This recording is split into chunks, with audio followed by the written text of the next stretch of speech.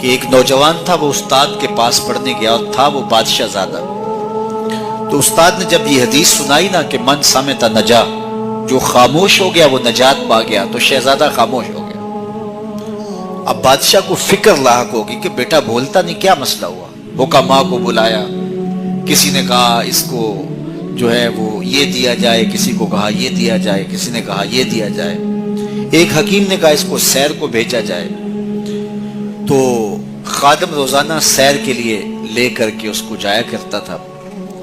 ایک دن اس نے دیکھا کہ ایک درخت ہے جس کی گھنی شاخوں میں جانور بیٹھے ہیں، ایک شکاری تیر کمان لے کر کے گزر رہا تھا۔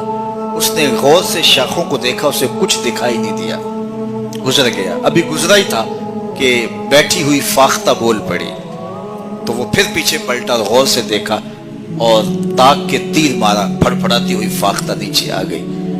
تو اس کی زبان سے بے ساختہ نکلا، صدقت یا رسول اللہ، اے پیارے رسول آپ نے سچ کہا ہے، نہ بولتی تو نہ ماری جاتی، خاموشی میں نجات ہے۔ بادشاہ روز رپورٹ لیا کرتا تھا کہ بیٹے نے کچھ بات تو نہیں کی، آج بتایا خادم نے کہ یوں یوں ماجرا ہوا ہے۔ بادشاہ سمجھ گیا کہ یہ تو قصداً خاموش ہوا ہے، تو اس نے جلاد کو بلایا، کہا ذرا اس کو آج الٹا لٹکاؤ نا۔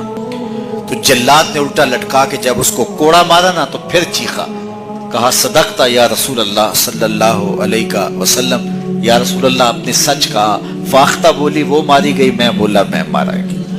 خاموشی اختیار کریں گے، جہاں بہت ضروری ہو وہاں بولیں گے، زبان کی آفتوں سے بچ جائیں گے تو بہت سارے گناہوں سے بچ جائیں گے۔ اس کی آفات سب سے زیادہ ہے، سب سے زیادہ گناہ زبان کی وجہ سے۔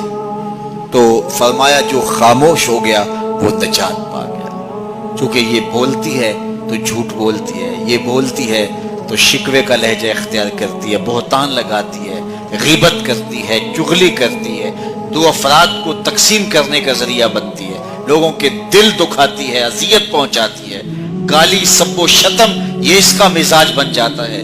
تو اس لیے زبان سے جب بولیں تو خوبصورت بات بولیں یا پھر خاموش رہیں، تو خاموشی نجات دیتی ہے، جو خاموش رہا وہ نجات پا گیا۔